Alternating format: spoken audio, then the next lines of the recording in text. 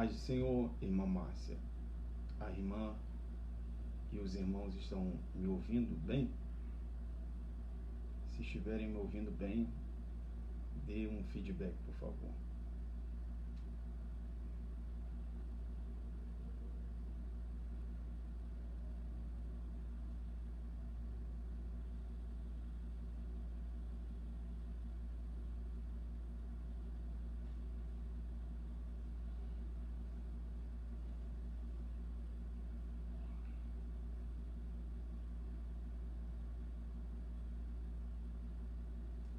Se os irmãos estiverem me ouvindo, sinalizem aí, por gentileza.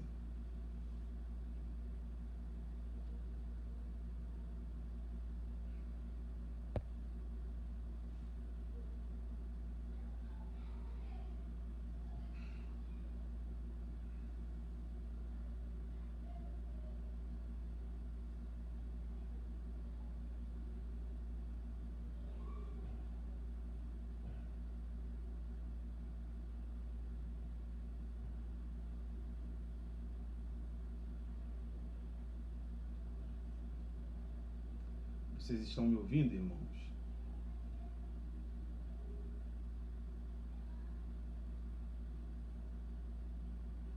Maravilha. Então, vamos iniciar. O som está muito baixo.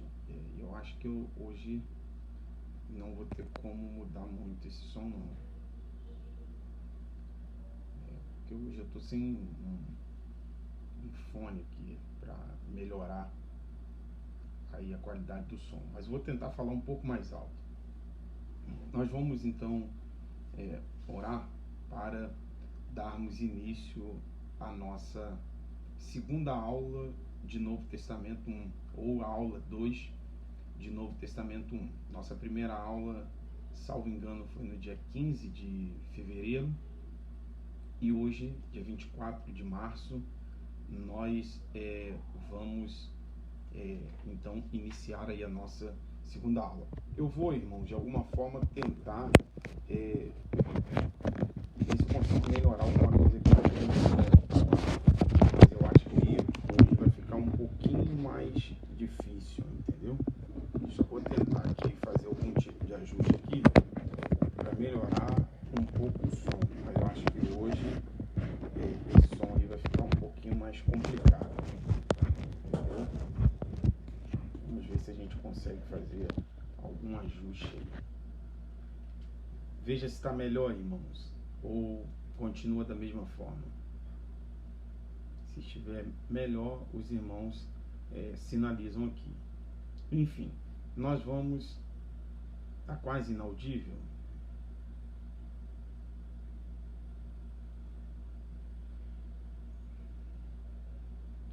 Se o som não funcionar bem, vai ficar talvez inviável aí a gente conseguir, né, hoje, porque o que acontece? Não consegue ouvir nada.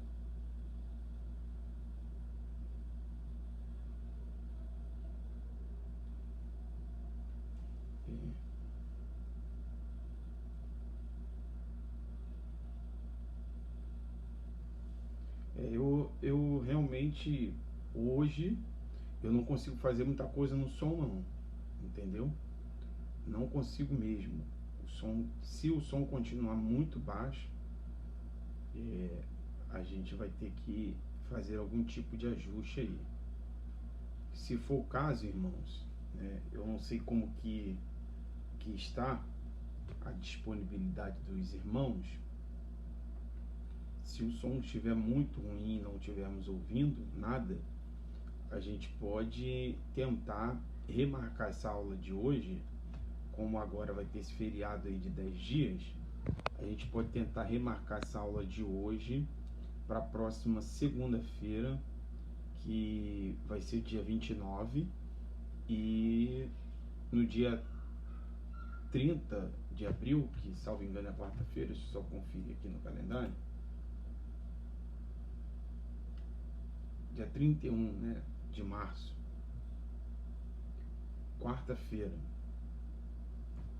Eu vou escrever aqui, já que vocês não estão me ouvindo.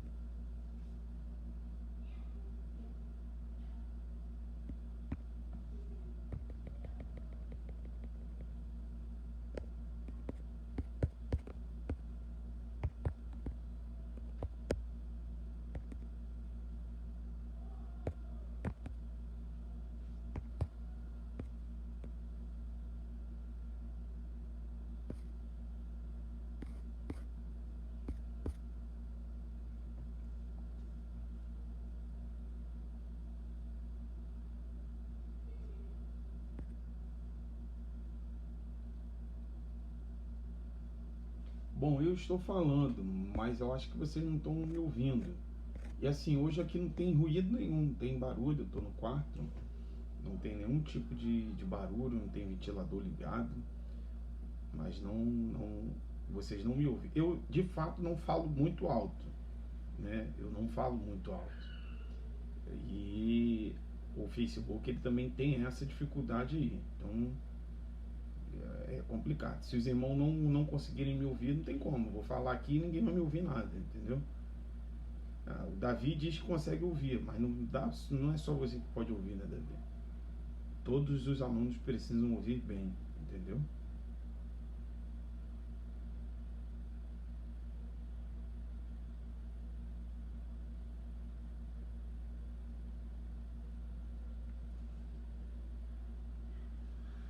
O irmão Robson está dizendo que ele consegue ouvir perfeitamente. Eu preciso que os alunos aí, tem 12 pessoas assistindo. Exceto aí o Davi, eu preciso que os irmãos se manifestem dizendo se estão me ouvindo ou não estão, para que eu possa continuar ou não continuar. Então tá bom, então vamos continuar.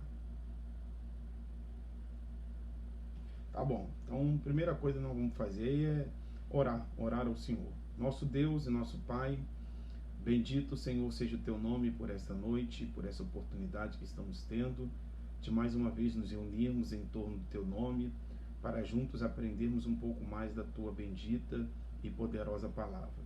Nós te agradecemos e te engrandecemos pelos teus feitos, pelas tuas maravilhas, sobretudo por essa grandiosíssima oportunidade que estamos tendo neste momento de, mais uma vez, meditarmos um pouco na riqueza que é a tua palavra.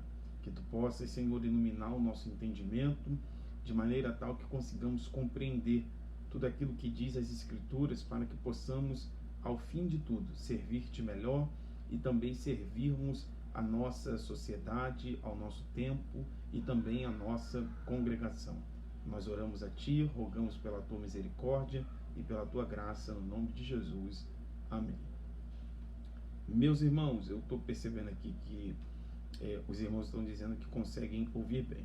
Então, no dia 15 de fevereiro, nós demos início ao Novo Testamento 1. Nessa primeira aula, nesse primeiro encontro, nós, na verdade, fizemos um apanhado geral do Antigo Testamento, até chegarmos naquilo que nós entendemos como sendo o período interbíblico, a fim de que possamos compreender um pouco do Novo Testamento. Então, o que nós estamos fazendo nestas duas primeiras aulas, na primeira do dia 15, nesta aula de hoje do dia 24 de março, é uma introdução, digamos assim, aos evangelhos. Nós ainda não estamos estudando por completo os evangelhos, ainda que os evangelhos sejam o assunto principal da disciplina Novo Testamento 1. Por ora, no entanto, nós estamos refletindo sobre questões introdutórias, questões básicas, questões, digamos assim, propedêuticas, que podem contribuir relevantemente para compreendermos o mundo do Novo Testamento e, obviamente, os eventos e os textos que se desenvolveram, que se desenrolaram dentro do contexto neotestamentário ou do Novo Testamento. Então, na primeira aula, apenas fazendo aqui uma revisão da primeira aula, nós traçamos aqui uma linha histórica, trazendo aos irmãos o que foi acontecendo, de certo modo, ao longo do tempo do povo de Deus, inicialmente chamado de hebreus, posteriormente o povo de Israel, mais adiante de judeus, até que chegássemos, portanto, ao período interbíblico. Então, nós fomos traçando uma linha histórica, apresentando fatos ou eventos históricos fundamentais que nos fizeram chegar até o período interbíblico. Dessa maneira, falamos um pouco sobre Abraão, Isaac, Jacó, a chegada dos descendentes de Jacó por meio de José no Egito. Falamos, portanto, do Império Egípcio. Mais adiante, falamos sobre a saída do povo, a entrada do povo hebreu no Egito, posteriormente a saída dos hebreus no Egito, a conquista da terra prometida, o período em que eles viveram dentro da terra prometida. Falamos sobre, rapidamente, isso muito por alto, sobre a instituição da monarquia, a instituição da monarquia por meio de Saul, substituído por Davi, por sua vez substituído por Salomão, a divisão entre dois reinos, Reino do Sul, Reino do Norte, e falamos sobre o cativeiro assírio no ano 722 a.C., posteriormente falamos sobre o cativeiro babilônico, que foi quando surgiu o Império Babilônico, que derrotou, obviamente, o Império Assírio, que por sua vez havia derrotado o Império Egípcio. Então, falamos sobre essa construção histórica e, ao mesmo tempo, sobre os impérios importantes. Império, repito, Egípcio, Império Assírio, Império Babilônico, e após o Império Babilônico, quando o povo volta do cativeiro babilônico, nós falamos, portanto, sobre o Império Medo, que juntou-se ao Império Persa e tornou-se ambos um único império, o Império Medo-Persa, que foi subjugado, vencido pelo Império de Alexandre o Grande. Falamos, portanto, sobre Alexandre o Grande na nossa aula de número 1, e dentro desse contexto de Alexandre o Grande, nós iniciamos, portanto, sobre o período grego. Não foi isso que nós tratamos na última aula? Dentro desse período grego, falamos um pouco sobre a biografia de Alexandre o Grande, falamos sobre a sua morte, e quando ele morre, ele não deixa nenhum herdeiro, não deixa nenhum filho. Alexandre o Grande deixa, na verdade, os seus 4 generais. Falamos, inclusive, um pouco sobre esses generais que passaram a governar todos os territórios conquistados por Alexandre o Grande em aproximadamente 10 anos. Com isso, Alexandre o Grande, ou seja, a partir das suas conquistas, a partir dos territórios que Alexandre o Grande passou a dominar, ele foi implementando aquilo que a gente conheceu como sendo helenismo, que é a difusão da cultura grega.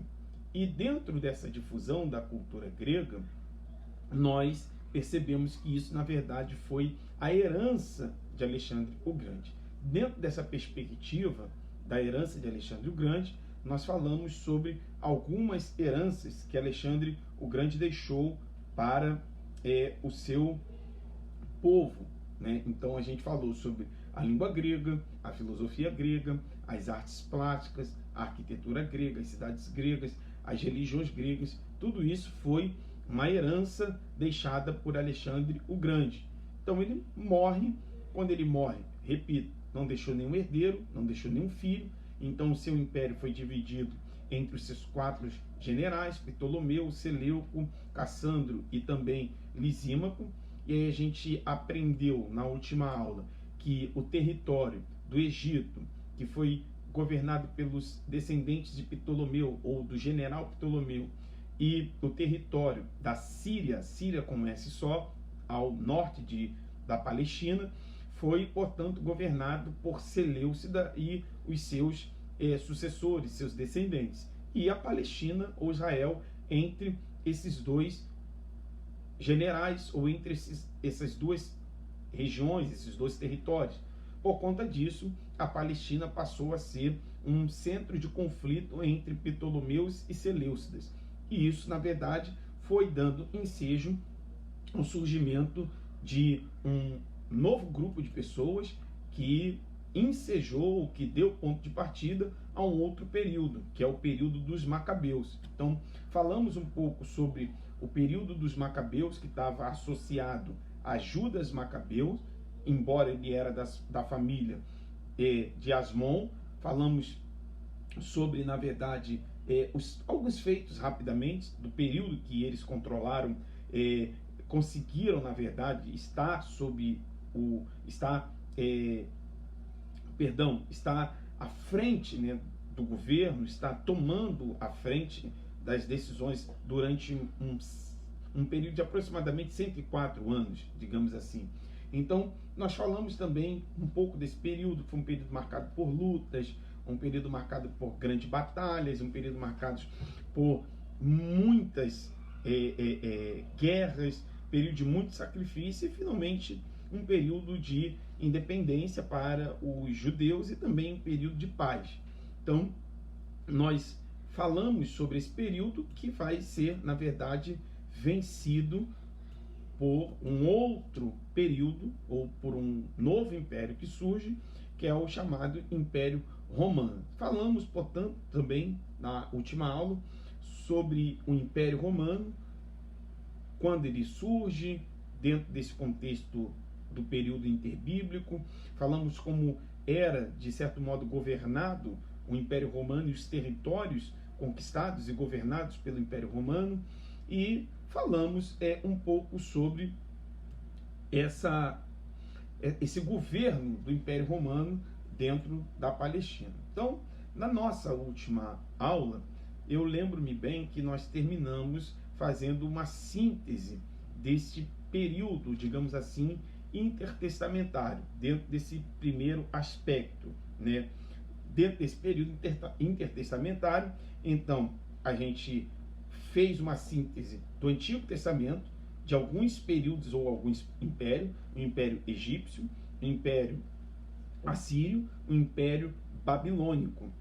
E aí sim, já dentro do período, digamos assim, quase junto ao período interbíblico, surge o Império Medo-Persa, ou o período pérsico, ou período persa. Então, observemos 4 períodos, repetindo: Império ou período egípcio, Império ou período assírio, Império ou período babilônico, Império ou período pérsico, ou Império da Pérsia. Esses períodos e esses impérios deram, portanto, lugar aso ao surgimento do Império Grego, que foi o 5º Império.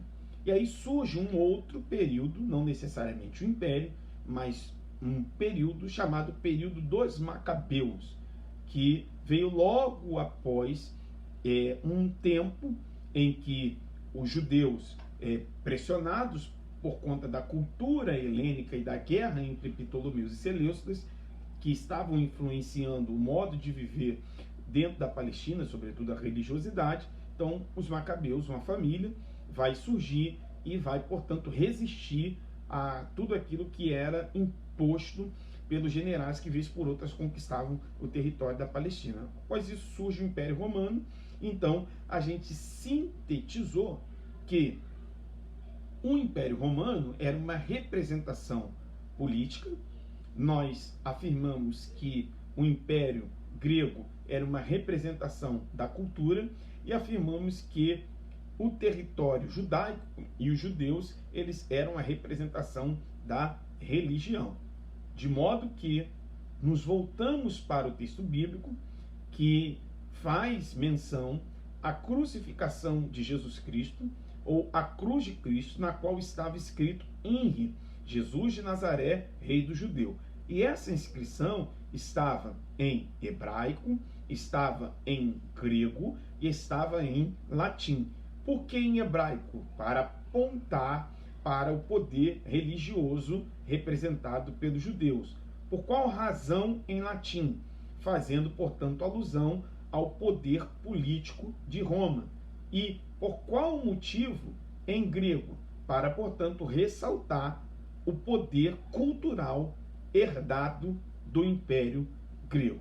Então, assim nós terminamos o nosso último encontro, a nossa última aula, obviamente, concluindo, digamos, esta primeira parte da introdução aos evangelhos. Qual é a primeira parte? Falar um pouco sobre o período interbíblico. A nossa segunda parte, dentro deste contexto de introdução aos evangelhos, é falar um pouco sobre as seitas políticos religiosas, ou seja, quais foram as principais seitas políticas religiosas que surgiram no período interbíblico. Obviamente que algumas delas surgiram, digamos, dentro do período do Império Babilônico, ou quando os judeus estiveram exilados na Babilônia. Outras, obviamente, apareceram em circunstâncias ocorridas no período grego, no período dos macabeus e também nos períodos dos romanos. Então, na verdade, essas seitas políticos religiosas, elas ficam marcadas não apenas por uma conjuntura política, ficam marcadas também por uma conjuntura social e econômica daqueles que estavam liderando tais seitas ou partidos políticos religiosos. Então, a gente vai, portanto, dentro desse tempo que temos, até as 9 da noite, falar um pouco sobre essas seitas políticas religiosas que estão presentes nos textos do Novo Testamento, e muitas vezes a gente, ao lermos algum texto do Novo Testamento, a gente acaba não levando em consideração quais eram as características, o perfil identitário dessas seitas políticos religiosas. Falaremos de, pelo menos nessa ocasião, nós vamos falar de pelo menos 6 seitas políticos religiosas. Quais serão essas? Vamos lá, se vocês tiverem papel e caneta, é hora de anotar. Vamos falar sobre os fariseus, vamos falar sobre os saduceus, falaremos sobre os zelotes, falaremos sobre os herodianos, os essênios e os esquiblas. 6, tá ok? Fariseus, vamos segundo, saduceus, terceiro, zelotes, quarto, herodiano, quinto, essênios e sexto, vamos falar sobre os escribas. Então, 6 seitas políticos religiosas que nós iremos tratar nesta aula para, portanto, na próxima aula, no nosso próximo encontro, nós vamos concluir essa introdução dizendo a respeito das condições do mundo para o advento do Messias e o porquê, ou o advento do Cristo, e o porquê dos 4 evangelhos, tá bom? Então, vamos lá. Primeiro, vamos falar sobre os fariseus. Quando eles surgiram? Em que contexto os fariseus surgiram? Ora, os fariseus surgiram por causa da revolta dos macabeus. Os macabeus foram aqueles que se revoltaram contra o governo dos Ptolomeus e dos Seleucidas, sobretudo no último contexto em que estava inserido esse período macabeus, sobretudo em razão dos Seleucidas que estavam introduzindo dentro da Palestina práticas religiosas que eram estranhas à religião judaica ou à fé judaica. Então, o principal objetivo, o principal motivo pelo qual surge essa seita político-religiosa chamada fariseus é porque eles queriam resistir a essa influência helênica, essa influência grega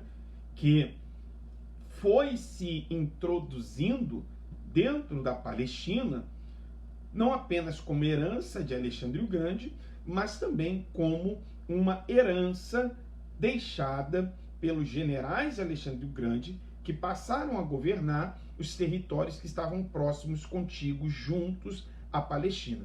Repetindo, os fariseus surgem dentro do período dos macabeus como um viés de resistência à cultura helênica herdada tanto por Alexandre o Grande, aquela cultura que foi caracterizada pelos marcos que aqui apresentei, mas também pelos generais de Alexandre o Grande. Essa seita político-religiosa dos fariseus, ela dividia-se em basicamente duas partes. Primeira parte dessa divisão, não necessariamente nessa ordem, era chamada de separatistas, ou seja, eram aqueles profundamente contrários às influências gregas na Palestina. Então, nós temos a seita político-religiosa dos fariseus. Dentro dessa seita político-religiosa, nós temos dois grupos. O primeiro são chamados de separatistas. O segundo são chamados de liberais. Os separatistas são aqueles que são profundamente contrários à influência grega na Palestina. Os liberais são os favoráveis à cultura grega, o modo de vestir, o idioma grego, a questão das artes plásticas, a questão das cidades, a questão, enfim, de tudo aquilo que estava ligado à cultura grega. Os liberais eram favoráveis. Os separatistas eram profundamente contrários. Em ambos, né, ou nos liberais ou nos separatistas, havia todas as camadas sociais.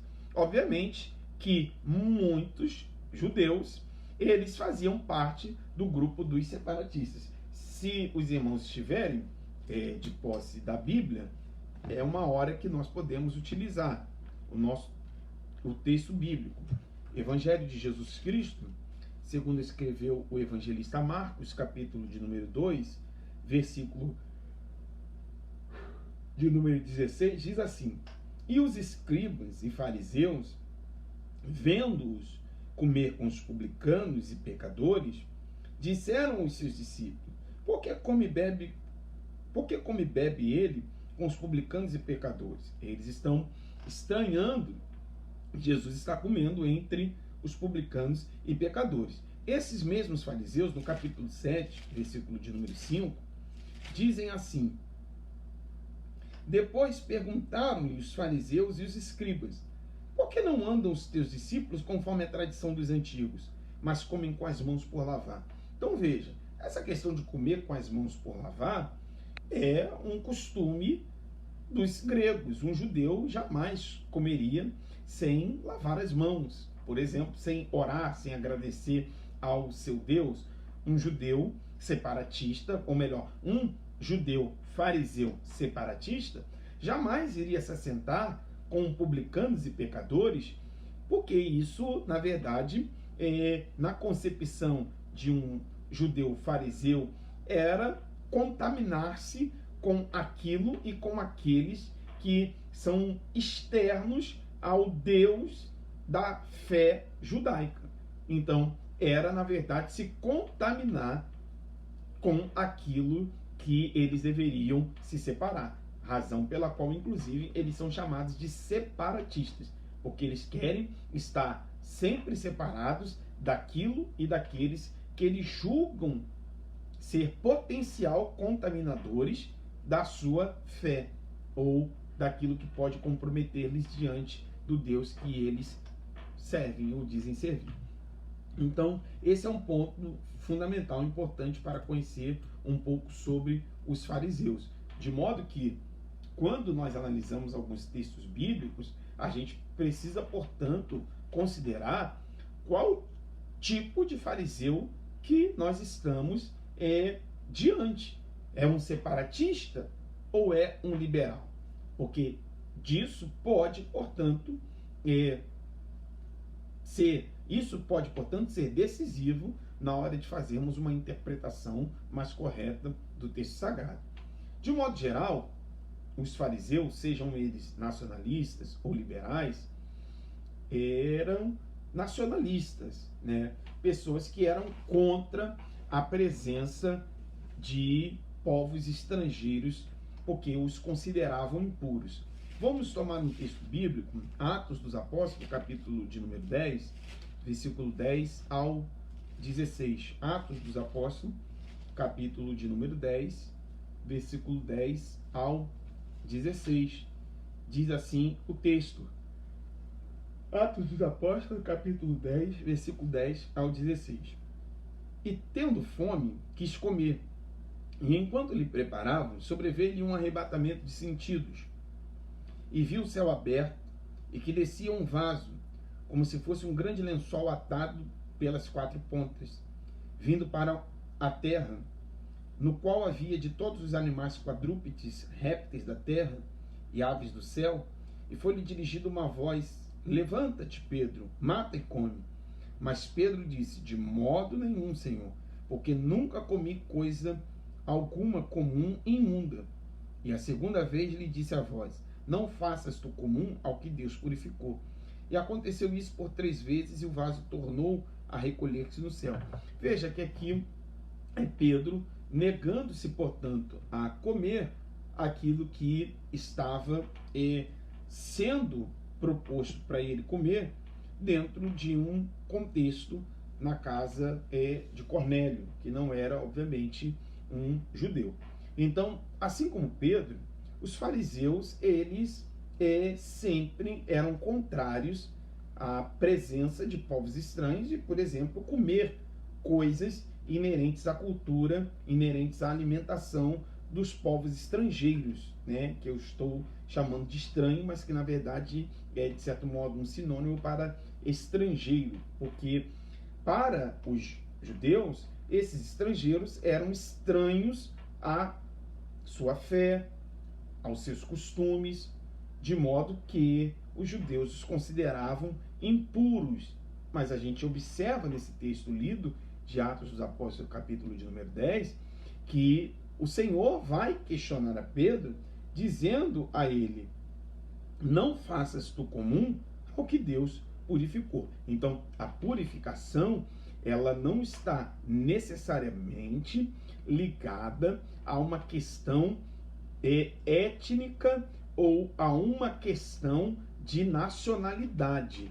A purificação, ela está relacionada à manifestação da misericórdia e da graça de Deus presente na pessoa de Jesus Cristo, que morreu pela humanidade na cruz do Calvário, purificando, portanto, a todo aquele que nele crê. Então, diante disso, nós, obviamente, que não podemos tomar o rumo que os fariseus tomaram dentro daquilo que eles acreditavam. Vamos seguir. Esses fariseus tinham uma predileção pela tradição oral. Eles davam ênfase, né, ao que a tradição oral dizia. Conheciam as leis, conheciam o hebraico, eram especialistas em direito, em administração, em educação. E o que eles asseguravam, davam a eles, na verdade, direitos a lugares importantes no Sinédrio. E aí, daqui a pouquinho, eu explico o que é o Sinédrio, ou posso, de certo modo, já antecipar. O Sinédrio ele tinha várias funções, era uma assembleia, um conselho, mas tinha, por exemplo, uma função pontifícia, porque ali se discutia e se debatia questões teológicas, digamos assim. Tinha uma função jurídica, de certo modo, porque era uma espécie de Supremo Tribunal judaico, porque ali se decidia e se julgavam questões, mas o Sinédrio ele também era uma espécie, tinha uma função política, porque ali se discutiam determinadas leis, determinadas questões entre esses partidos políticos ou entre essas seitas políticas religiosas. Então, esses fariseus, eles tinham lugares, digamos assim, de proeminência, de destaque dentro do Sinédrio.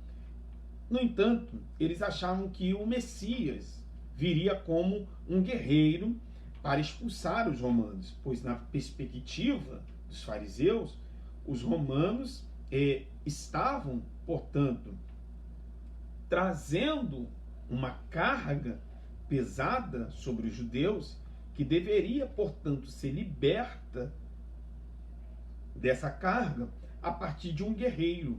E esse guerreiro, na perspectiva dos fariseus, seria, portanto, o Messias.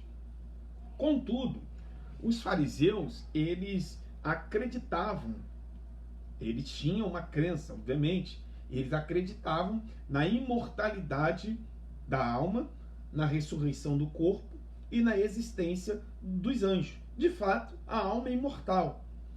Até então, a ressurreição do corpo é uma doutrina também da fé cristã pregada por Cristo. E também a existência dos anjos. Vamos tomar um texto, Atos dos Apóstolos, capítulo 23, versículo de número 8. Vamos ver o que diz o texto bíblico. Atos dos Apóstolos, capítulo de número 23, versículo de número 8. Diz assim: porque os saduceus dizem que não há ressurreição, nem anjo, nem espírito, mas os fariseus reconhecem uma e outra coisa. É óbvio que daqui a pouco nós vamos falar sobre os saduceus. Mas os fariseus, diferentemente dos saduceus, acreditavam que a alma é imortal. E aí a gente precisa perceber no texto de Atos Apóstolos, capítulo 23, versículo de número 8, que, embora o texto traga espírito, muitas vezes o espírito, com I minúsculo, ele acaba sendo sinônimo para a alma no Antigo Testamento. Nós vamos perceber que, às vezes, nefesh, alma, é usado como um sinônimo, digamos assim, estou tentando falar dentro da nossa realidade, um sinônimo para pneuma, para espírito, porque se acreditava que espírito e a alma era uma coisa somente, ainda que nós tenhamos uma crença de que somos tricotômicos, ou seja, na aula de teologia sistemática vocês vão aprender isso. Somos espírito, alma e corpo, e fazemos distinção entre o espírito em relação à alma, que por sua vez é diferente do corpo. Dentro do mundo antigo, considerava-se espírito e alma como se fossem uma única coisa. E aí já não se é mais tricotômico, e sim dicotomia.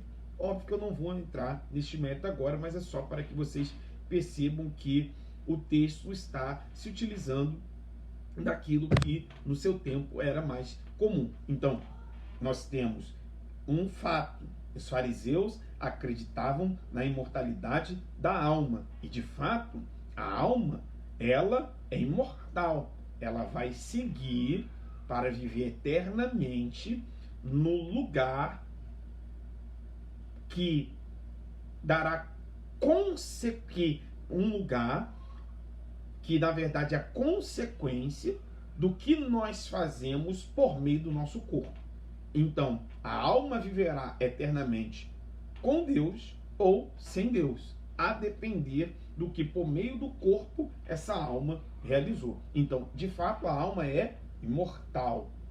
Mas observem que os fariseus acreditavam na ressurreição do corpo, que é a doutrina também da fé cristã, esposada pelo apóstolo Paulo em 1 Coríntios, capítulo de número 15. Observem que essa doutrina também foi apresentada pelo apóstolo Paulo na sua primeira carta aos Tessalonicenses, capítulo de número 4, salvo engano, deixa eu conferir só para não citar uma referência equivocada, isso mesmo, 1 Tessalonicenses, capítulo 4, versículo de número 13 em diante, Paulo vai falar um pouco dessa doutrina da ressurreição. E na existência de anjos, que nós temos vastos textos bíblicos que falam sobre a existência de anjos. Obviamente que nas aulas de teologia sistemática, angelologia, vocês estão aprendendo sobre a doutrina dos anjos.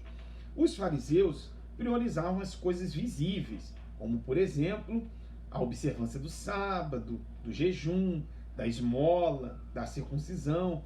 Eles, na verdade, faziam tudo isso para mostrar que eles eram observantes, cumpridores da lei de Moisés e de outras prescrições que, na verdade, foram impostas pela tradição judaica. Então, eles tinham lá os seus 613 mandamentos da tradição, e juntando tradição com a lei, e eles mesmos não conseguiam cumprir, mas eles davam prioridade à observância dessas leis.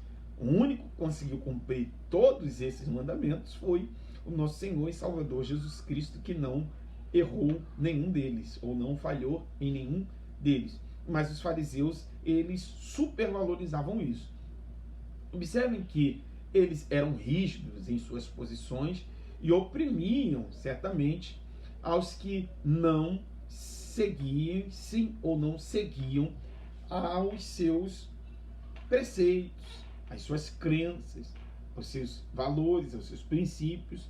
Então, os fariseus, eles tinham esse tipo de comportamento. Então, observem que é muito comum no dia de hoje, nos dias atuais, nós ouvimos alguém falar: fulano é um fariseu, Beltrano é um fariseu.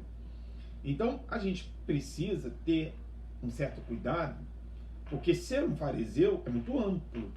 Nós observamos aqui algumas características que fazem parte da identidade de um fariseu.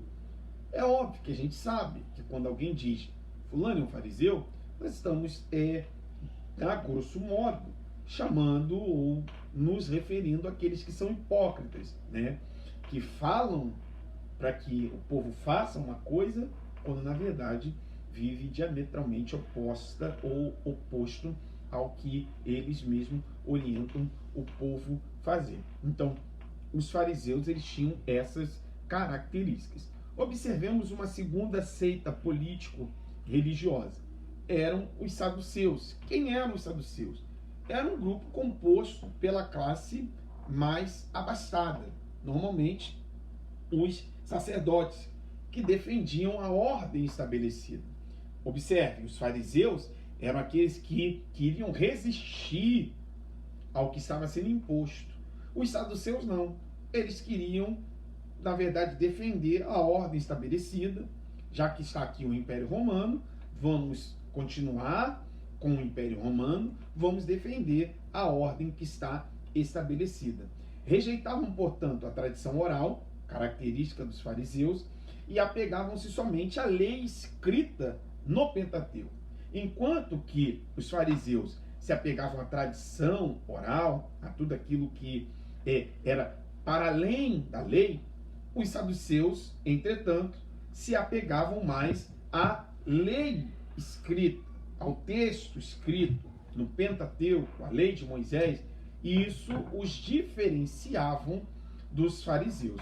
Para eles, diferentemente do que acreditavam os fariseus, como lemos em Atos dos Apóstolos, capítulo 23, versículo de número 8, a alma não existia. Ou seja, com a destruição do corpo, está tudo terminado. A alma não existe, não há ressurreição do corpo, não acreditam também na existência de anjos. Então, se a alma não existe, a vida é apenas o corpo físico. E quando, portanto, o corpo é destruído, ou a pessoa morre e o corpo volta ao pó, está tudo terminado. Então, negavam com isso, logicamente, que não haveria recompensa nem castigo após a morte. Enquanto que os fariseus, assim como os cristãos, acreditam na recompensa ou no castigo após a morte, os saduceus não acreditavam nem no castigo, nem na recompensa após a morte. Logo, eles não criam na existência nem do céu, nem do inferno. E, como eu disse aqui, não criam na existência nem dos anjos e nem da ressurreição. Vamos somar um texto bíblico, Evangelho de Jesus Cristo, segundo escreveu Mateus, capítulo 22, versículo 23 ao 33. Evangelho de Jesus Cristo, segundo escreveu São Marcos, capítulo de número 22, versículo 23 ao 33. Diz assim o texto: no mesmo dia chegaram junto dele os saduceus, que dizem não haver ressurreição, e o interrogaram dizendo: mestre, Moisés disse, se morrer alguém não tendo filhos, casará o seu irmão com a mulher dele e suscitará descendência a seu irmão. Ora, houve entre nós 7 irmãos. O primeiro, tendo casado, morreu, e não tendo descendência, deixou a sua mulher a seu irmão. Da mesma sorte o segundo e o terceiro, até o 7º. Por fim, depois de todos, morreu também a mulher. Portanto, na ressurreição, de qual dos 7 será a mulher, visto que todos a possuíram? Jesus, porém, respondendo, disse-lhes: errais, não conhecendo as Escrituras, nem o poder de Deus. Vou repetir o texto, irmã Amanda. Eu citei, talvez a irmã não tenha ouvido. Evangelho de Jesus Cristo, segundo escreveu Mateus, capítulo de número 22, versículo 23 ao 33. Então, Jesus no versículo 29 disse,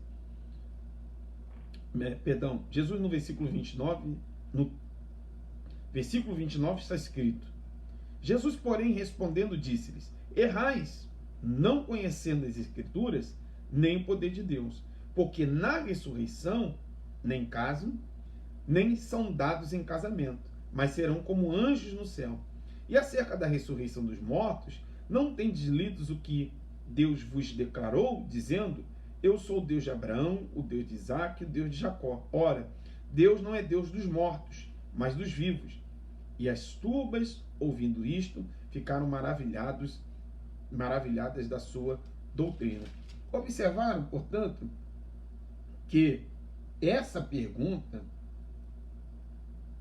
foi feita pelos saduceus, que não acreditavam na ressurreição dos mortos, mas fazem uma pergunta capciosa a Jesus acerca de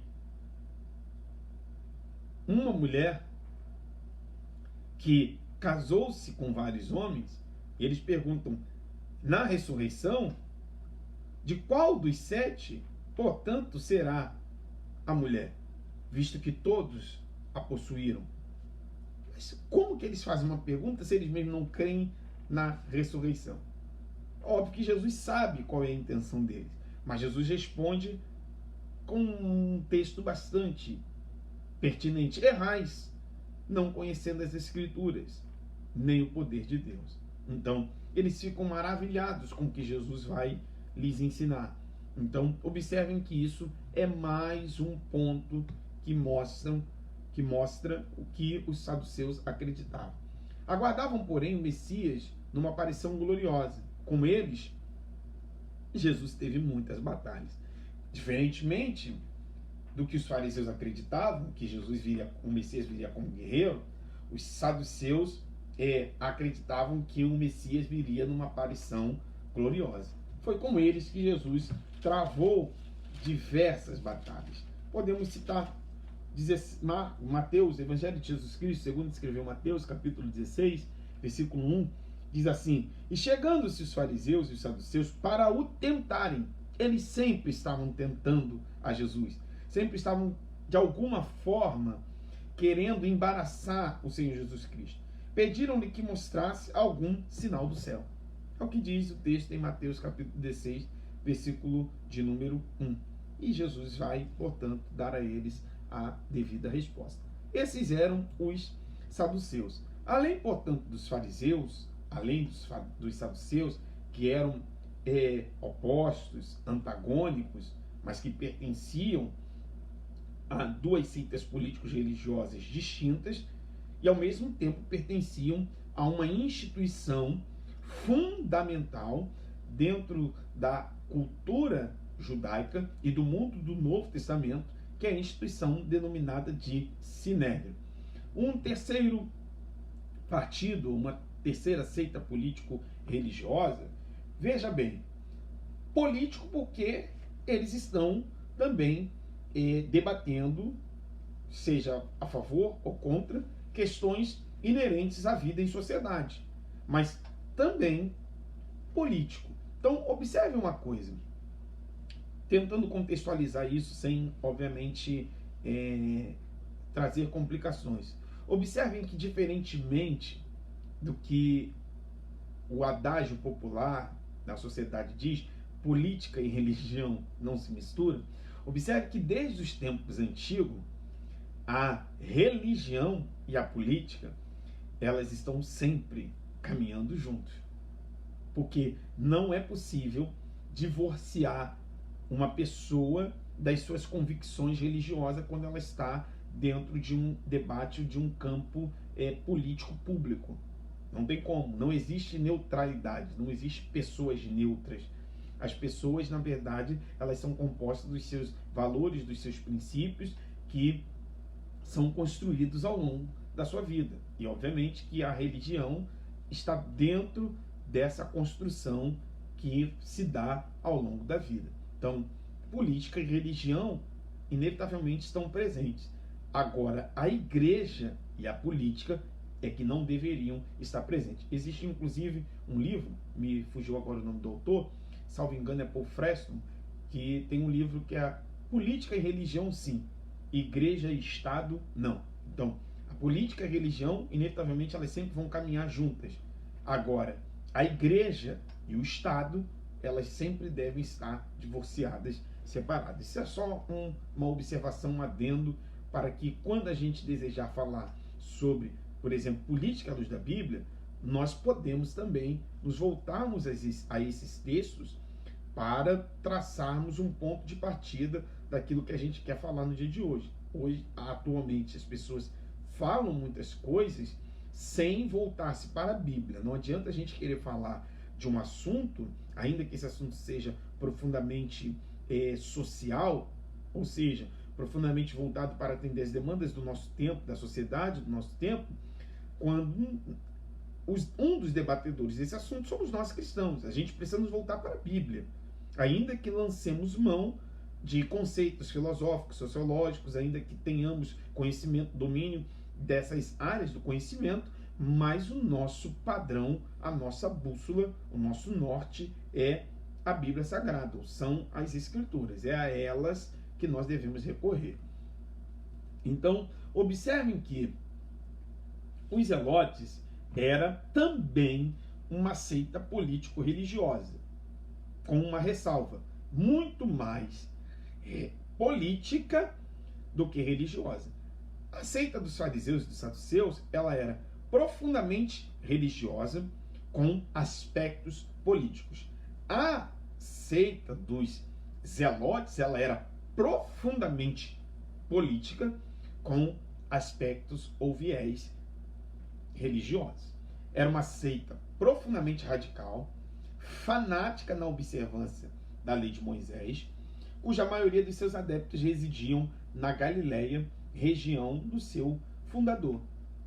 Então, tinha o aspecto religioso, obviamente, mas a ação deles era muito voltada para o aspecto político, haja vista que eles tinham uma profunda ojeriza, uma profunda rejeição à administração do Império Romano. Então eles eram muito radicais nesse sentido, porque havia neles um fanatismo em relação à observância, ao cumprimento da lei mosaica. Nesse aspecto, o Império Romano, na perspectiva deles, era um impeditivo, um impedimento para que, portanto, o povo judeu pudesse cumprir de modo cabal, de modo pleno, de modo completo, a lei de Moisés. Então eles se viram na necessidade de radicalizarem em relação ao Império Romano, para que, portanto, os judeus não continuassem a ser influenciados por aquilo que o Império Romano estava impondo aos judeus. Ao longo do tempo, eles vão receber um título, digamos assim, que era um título que estava ligado a um instrumento que eles usavam. Eles passaram a ser chamados de sicários, que deriva de uma expressão chamada sica, que era uma arma romana. Vamos tentar contemporaneizar, contextualizar de maneira, digamos assim, bem grossa, a grosso modo, né? Era uma espécie de uma faca, suponhamos assim, e com ela os zelotes, ou os sicários, perseguiam, maltratavam, e vez por outra até matavam os judeus que eram adeptos ao Império Romano. Os judeus que pagavam, por exemplo, os tributos, os impostos ao Império Romano. Então, percebam que essa seita, muito mais política do que religiosa, ela era bem violenta. E aí é o que eu sempre digo, a gente, embora esteja estudando o Novo Testamento, a gente sempre precisa fazer, aí um termo, né, do mundo cibernético, a gente sempre precisa fazer um link com o mundo de hoje, contextualizar. E aí observem que mudaram-se os nomes, mas as práticas, elas continuam, de certo modo, muito similares, muito parecidas. Nós observamos que existem partidos políticos com as suas ideologias que os levam a agir de modo radical, de modo violento, de modo agressor, não apenas verbalmente, mas também fisicamente. Então, esse ódio dos zelotes em relação aos romanos culminou na destruição de Jerusalém na década de 70. Foram eles o estopim, né, digamos assim, a faísca ou o fósforo riscado naquilo que já estava prestes a pegar fogo e que resultou na destruição de Jerusalém pelo general Tito no ano 70 depois de Cristo. Contudo, Jesus manteve ou teve entre os seus 12 um homem oriundo dessa seita, Simão o Zelote. Mateus capítulo de número 10, versículo de número 4, diz lá: entre os 12 estava Simão o Zelote. No outro momento nós vamos falar um pouco sobre os discípulos, o chamado dos discípulos, né? Então a gente faz um comentário sobre esse que Jesus chamou. Tá aqui o irmão Rui está fazendo uma pergunta. Acredito que não há um político que seja religioso. De certo modo eu discordo. Assim, político que seja religioso. Na verdade, existem até partidos políticos que é uma religião. Então é um pouco controverso, né, o que o irmão está apresentando. De fato, há políticos que são religiosos e religiosos que são políticos. E aí não necessariamente, né, que eles sejam religiosos no sentido de adorarem ao Deus que nós adoramos. Mas não é aula, né, sobre esse assunto, embora eu goste bastante desse tema. Mas existem partidos políticos que, na verdade, é praticamente uma religião.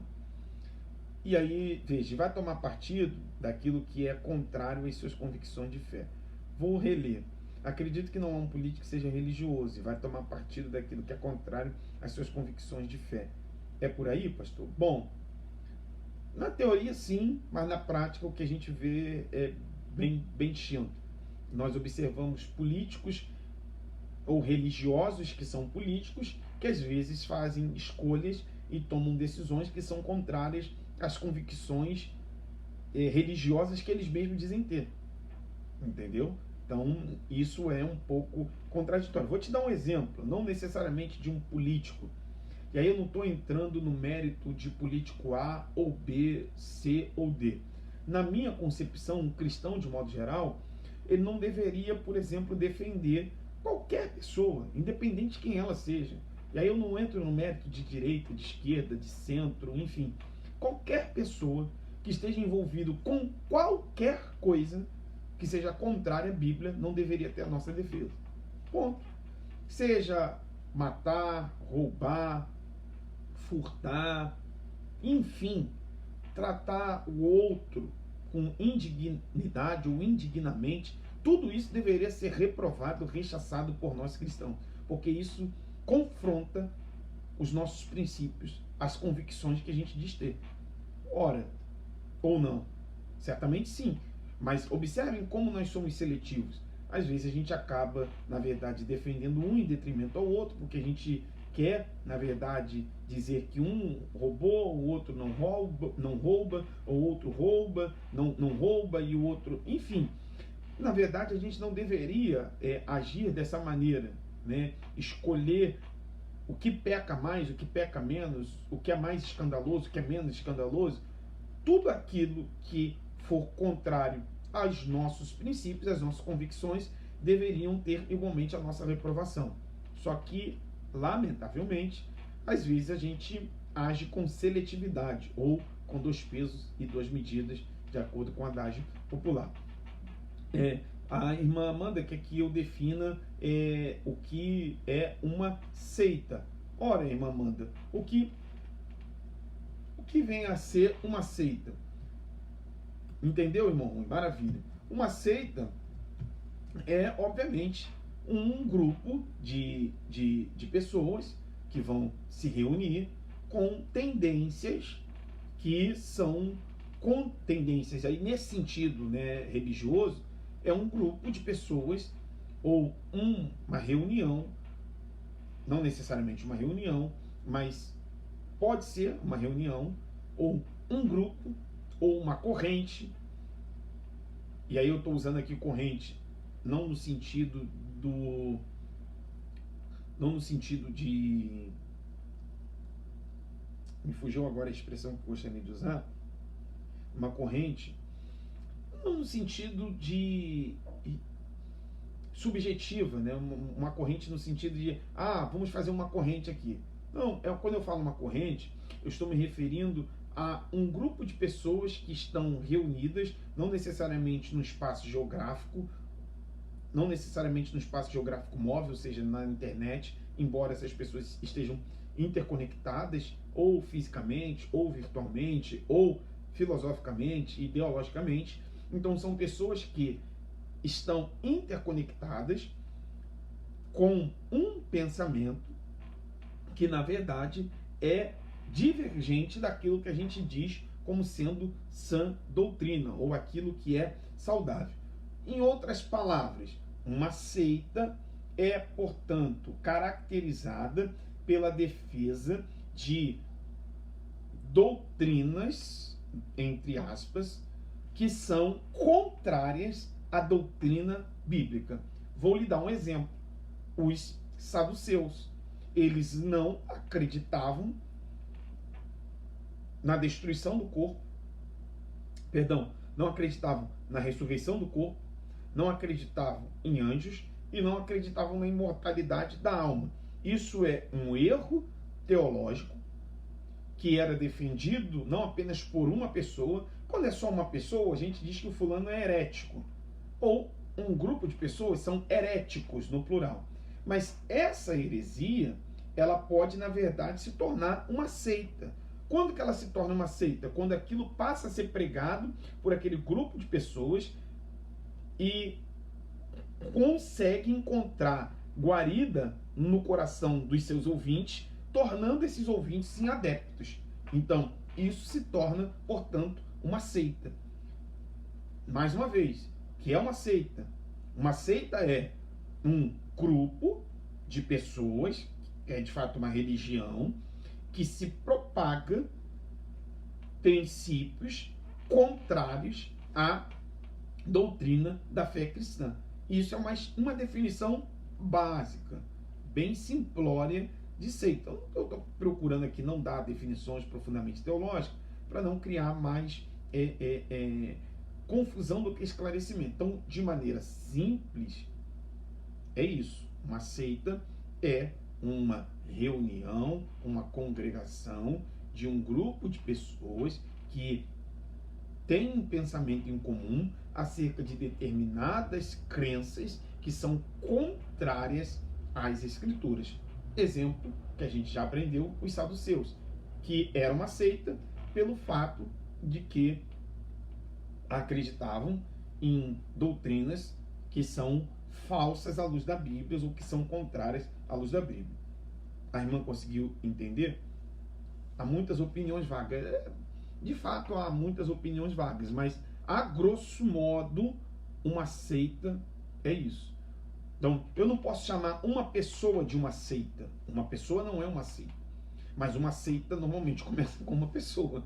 Então, uma pessoa, por exemplo, diz ter recebido uma revelação, supostamente de Deus, e aí ela cria uma nova doutrina. E essa nova doutrina, que é uma heresia, vai encontrar diversos adeptos. Isso, portanto, se torna uma seita, ou uma corrente filosófica, como nós chamamos dentro da teologia. E aí, óbvio, que a gente vai aprendendo na história da igreja. Teve o docetismo, não vou explicar agora o que é o docetismo, o monergismo e por aí vai. Então, são determinados grupos compostos por pessoas que pregavam determinadas doutrinas contrárias à sã doutrina, que foram reputadas ou consideradas como seitas, e os seus adeptos como heréticos. Muitos deles, na história da igreja, foram inclusive sacrificados, crucificados, condenados à guilhotina, porque estavam, portanto, contrariando aquilo que é conhecido como sã doutrina. Tá bom? Mas é basicamente isso. Então, os zelotes, eles, embora fossem também uma seita, mas era uma seita muito mais comprometida com uma questão religiosa. Mas a questão religiosa tinha os seus pressupostos, com as questões políticas, mas as questões políticas tinham os seus pressupostos nas questões religiosas. Uma outra seita, a seita dos herodianos. Aí veja que o que eu vou dizer ajuda na conceituação de seita. Esta seita nasceu com Herodes, o Grande, uma pessoa. E aí, o que Herodes ensinava, o que Herodes pregava, que essa seita transmitia? Obviamente que era uma seita muito mais política do que religiosa. Eles pregavam fidelidade a Herodes, fidelidade a Deus, e não a Herodes. E apoiavam o pagamento de tributos a César. Então, isso era considerado uma doutrina, praticamente uma religião. Então, uniam-se em oposição a Cristo. Tudo que era a favor de Cristo, eles eram contrários. Vamos lá, Mateus capítulo de número 22, versículo 15 ao 16. Mateus capítulo 22, versículo 15 ao 16. Diz assim: então, retirando-se os fariseus, consultaram entre si como surpreenderiam em alguma palavra, e enviaram-lhe os seus discípulos com os herodianos, dizendo: mestre, bem sabemos que és verdadeiro e ensinas o caminho de Deus, segundo a verdade, sem te importares com quem quer que seja, porque não olhas a aparência dos homens. Dize, pois, que te parece? É lícito pagar o tributo a César ou não? Jesus, porém, conhecendo a sua malícia, disse: Por que me experimentais, hipócritas? Mostrai-me a moeda do tributo. E eles lhes apresentaram um dinheiro. E ele lhes disse: de quem é esta efígie e esta inscrição? Disseram-lhe eles: de César.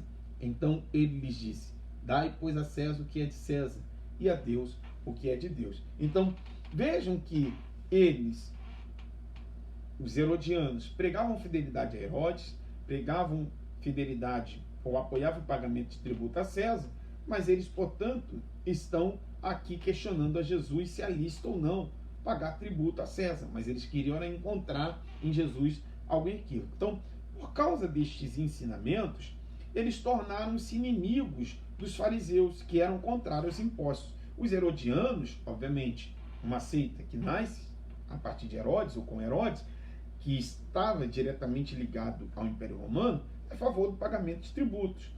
Já os fariseus são contrários aos tributos aos romanos, que eram inclusive cobrados pelos publicanos, razão pela qual os fariseus consideravam também os publicanos pecadores imundos, porque eles superfaturavam os impostos cobrados, então eles eram reputados, considerados, aos olhos dos fariseus, como repugnantes, como pessoas indignas de viverem entre eles. Então, eles eram profundamente opositores dos fariseus. Então, notem que essas seitas, entre si, elas não tinham consenso. Cada um pensava de uma forma, cada um pensava de uma maneira. E elas também tinham oposição entre elas mesmas.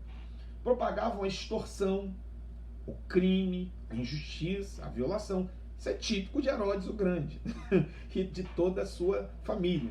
Por isso, Jesus preveniu os seus discípulos a se guardarem do fermento dos herodianos. Marcos, capítulo de número 8, versículo de número 15. Diz o texto: e ordenou-lhes, dizendo: olhai, guardai-vos do fermento dos fariseus e do fermento de Herodes. O que é, portanto, guardar do fermento dos fariseus e do fermento de Herodes? Eu não vou explicar isso agora, mas veja como é importante essa aula de introdução aos evangelhos e conhecer essas seitas políticas e religiosas para compreender esse texto. Eu disse isso logo no início, que compreender essas questões são fundamentais para uma interpretação mais correta do texto bíblico. Agora, se a pessoa não sabe quem são os fariseus, quem são os herodianos,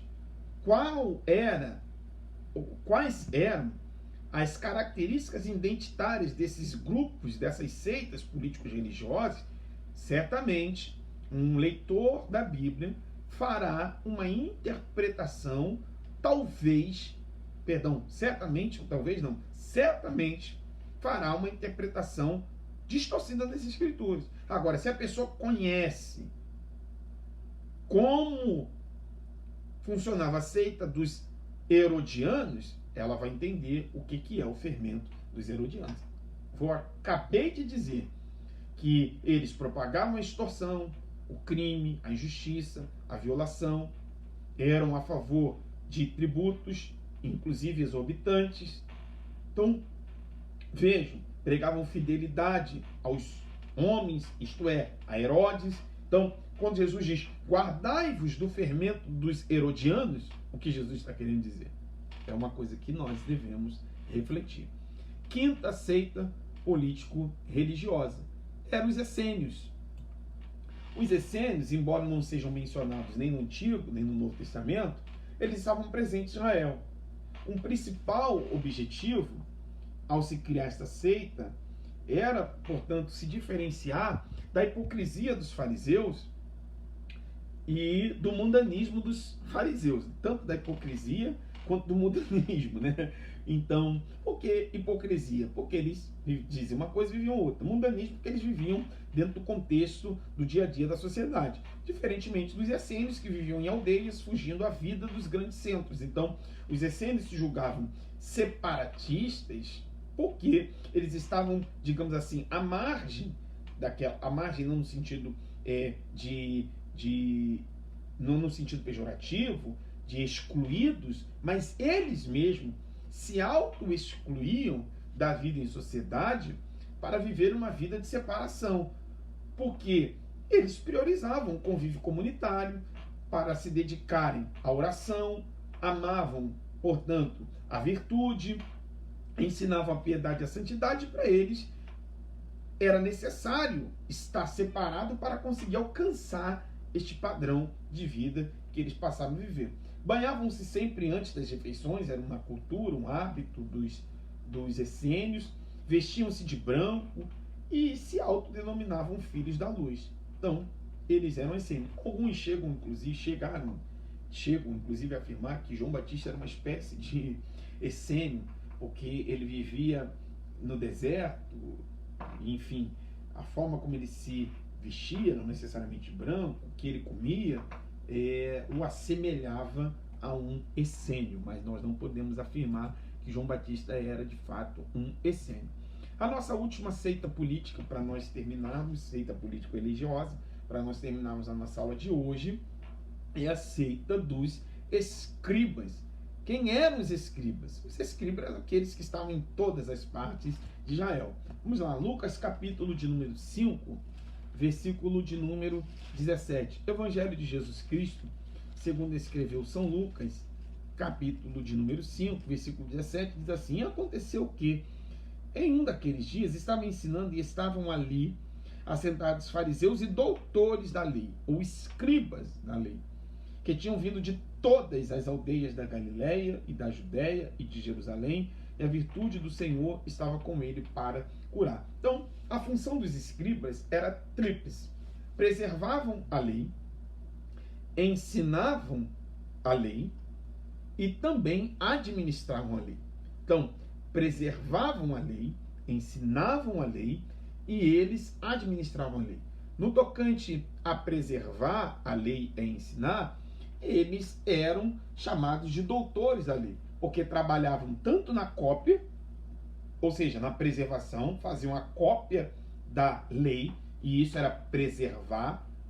Eles faziam a interpretação da lei, que era ensinar, mas eles também administravam a lei, porque cabia aos escribas a responsabilidade de atuarem como, por exemplo, juízes do sinédrio, a partir do que eles interpretavam da lei preservada por eles mesmos, a ponto de administrarem o que era certo, o que era errado, o que era bom, o que era mal, o que era santo, o que era profano. Então, os escribas eram os doutores da lei, que tinham, portanto, a função tríplice. Qual era a função tríplice? Preservar a lei através da cópia que eles faziam da lei. Segundo, função dos escribas era ensinar a lei, ou seja, fazer a interpretação correta. Então, por isso que hoje algumas pessoas, no sentido lúdico, né, no sentido da brincadeira, chamam os ensinadores de escriba. Mas nem todo ensinador é um escriba. Tem ensinador que o seu ensino se dá mais pela tradição oral, né? Aí eu estou usando os termos falados aqui na aula de hoje. Ou seja, o seu ensino se dá muito mais pela oralidade do que pela escrita, porque não é todo ensinador que é dotado de capacidade para escrever livros ou para interpretar. Todo ensinador deve, portanto, interpretar, mas nem todo ensinador tem essa capacidade de cópia, de escrever, de redigir, como tinham, por exemplo, os escribas. Eles preservavam a lei copiando, porque registrar escritos é uma forma de preservar o escrito. Eles interpretavam a lei e, portanto, ensinavam, mas eles também administravam a lei. Eles tinham o compromisso de zelar por ela e, a partir dela, no Sinédrio, que era uma espécie de escola pontifícia, como aprendemos, uma espécie de Supremo Tribunal Federal Judaico e uma espécie de Senado composto por 71, 81 pessoas ali, que faziam parte desses vários partidos ou desses vários grupos ou dessas seitas políticos religiosas. Então, eles tinham essa responsabilidade. Um pequeno grupo de escribas pertenciam à seita dos saduceus. No entanto, a maior parte se alinhavam com os fariseus. Juntos, né? Eles eram os donos da consciência do povo. O que o povo pensava era a partir do que os escribas impunham ao povo com as suas ideias interpretadas a partir da lei nos encontros que eram realizados nos templos. Então, eles se encontravam com o povo nos templos e, a partir desses encontros, eles então expunham as escrituras a partir das suas interpretações da lei que eles mesmos preservavam. Então, Jesus ensinava como eles e ainda condenou o formalismo que eles viviam. Então, por essas razões, os escribas acabaram se opondo a Jesus, porque Jesus criticava, né, o formalismo com o qual eles ensinavam o povo, a ponto do próprio texto nos dizer que Jesus não ensinava como eles, né, como os fariseus, como os escribas, como os doutores da lei, mas o ensino de Jesus era com muita graça, com muita sabedoria, não com capacidade humana, mas com a capacidade divina. É isso, meus irmãos. Então, na aula de hoje, nós fizemos aí uma revisão da primeira aula, em que nós falamos sobre o período interbíblico, mas trazendo um apanhado, né, dos impérios que foram se desenvolvendo na história, desde o Antigo Testamento: Império Egípcio, Império Babilônico, Império Assírio, Império Egípcio, Império Assírio, Império Babilônico, o Império Persa, o Império Grego, o período dos Macabeus, o Império Romano. E então, falamos sobre as seitas políticos religiosas, falamos sobre os fariseus, falamos sobre os saduceus, falamos sobre os zelotes, falamos sobre os essênios, falamos sobre os herodianos e falamos sobre os escribas. Na próxima aula, no próximo encontro, na próxima quarta-feira, dia 31 de abril, nós vamos falar sobre as condições do mundo para o advento do Messias e o porquê dos 4 evangelhos, para nós concluirmos aí essa parte introdutória e depois a gente passar a estudar os evangelhos de Mateus, Marcos, Lucas e João. Amém, meus irmãos? Alguma dúvida, algum questionamento, algum apontamento? Eu estou à disposição para tentar, na medida do possível, responder os irmãos e logo depois nós orarmos para encerrarmos a nossa aula.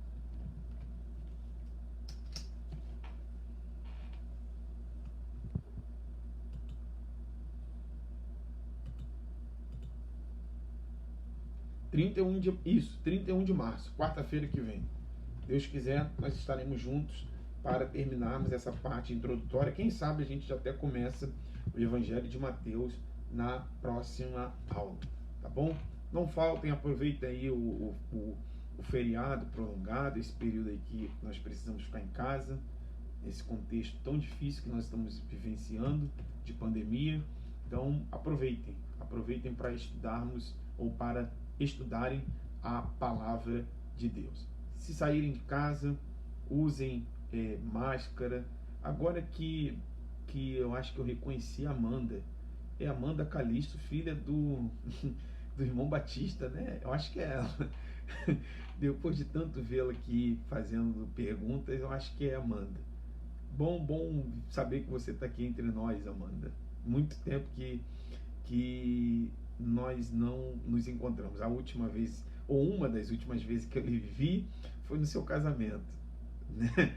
Que eu e o pastor João Luiz estávamos presentes. Enfim, muito bom saber que você está aí. Amanda é enfermeira da área da saúde. Que Deus te guarde aí, Amanda, te preserve nesse contexto aí tão difícil, né, que nós estamos vivendo. Enfim, eu sei que você é prima da Gabi, então nesse contexto aí tão difícil, né, que a área da saúde está vivenciando por conta da pandemia, que Deus guarde aí você e todos os profissionais de saúde. Tem mais ou menos aí uns 12 anos aí que você está casada, então nós estamos em 2021, é isso mesmo, você casou, salvo engano, em 2009, 2008, 2009. O tempo passa rápido, 12 anos, passou bastante tempo, viu? Mas o nosso desejo é que Deus guarde, né, a nossa nação, Deus guarde o seu povo, os irmãos em Cristo, e que nós sejamos um pouco mais cuidadosos, irmãos, no tocante à utilização da máscara, embora a gente saiba, né, que a máscara ela não protege ninguém 100%, nenhum de nós estamos protegidos 100%, por mais que cumpramos com todas as orientações sanitárias, mas é o nosso dever. Lavar as mãos, usar o álcool gel, usar as máscaras, respeitar o distanciamento social, evitar circulação desnecessária e descuidada.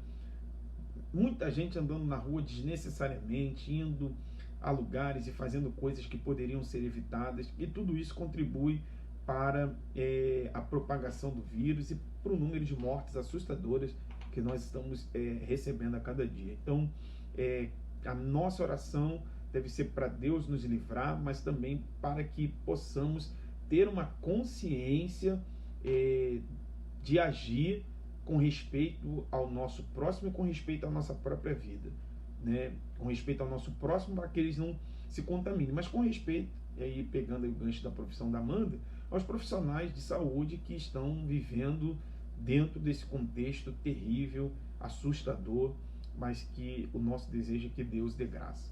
Muito bom aí saber que a Amanda está entre nós. Parabéns, minha querida, viu? Pelos 12 anos de casamento aí que você vai completar, Deus permitindo, e Ele há de permitir, no dia 12 de outubro. Deus abençoe todos os nossos irmãos, o irmão Rui, a irmã Amanda, o irmão Walter, o irmão Armando e os outros irmãos que entraram e tiveram a necessidade de sair. Vamos orar, agradecer a Deus por essa aula e até o próximo encontro, se Deus quiser, na próxima quarta-feira. Nosso Deus, nosso Pai, nós, Senhor, bendizemos o Teu nome por mais um dia, por mais um encontro que nós estamos tendo ou tivemos para aprender um pouco mais da Tua palavra. Louvo-te, ó Senhor, pela vida de cada um dos Teus filhos que do início ao fim participaram desta aula, bem como daqueles que acessaram, precisaram se retirar, mas que certamente retornarão a este vídeo para assistirem, reassistirem completamente esta aula. Que a Tua bênção esteja sobre cada vida, cada coração, de tal maneira, Senhor, que o aprendizado da Tua palavra não só sirva para que cresçamos no conhecimento, mas que resulte em mudança de comportamento do nosso caráter, para que Te sirvamos melhor para a glória do Teu nome. Seja conosco, seja com Teus filhos, guarde-nos, ó Senhor, no meio deste contexto tão terrível no qual nós nos encontramos de pandemia. Tenha misericórdia do nosso país, tenha misericórdia da nossa população, tenha misericórdia da humanidade, Senhor. Cada dia nós temos visto crescer o número de pessoas mortas pela contaminação desse vírus ou em decorrência da contaminação desse vírus. Que Tu possas se apiedar de nós, que Tu possas, Senhor, dar sabedoria às autoridades para que possamos, Senhor, contemplar a vacinação em massa dessa população e que essa vacina possa produzir os efeitos necessários para resistir, Senhor, a esse vírus,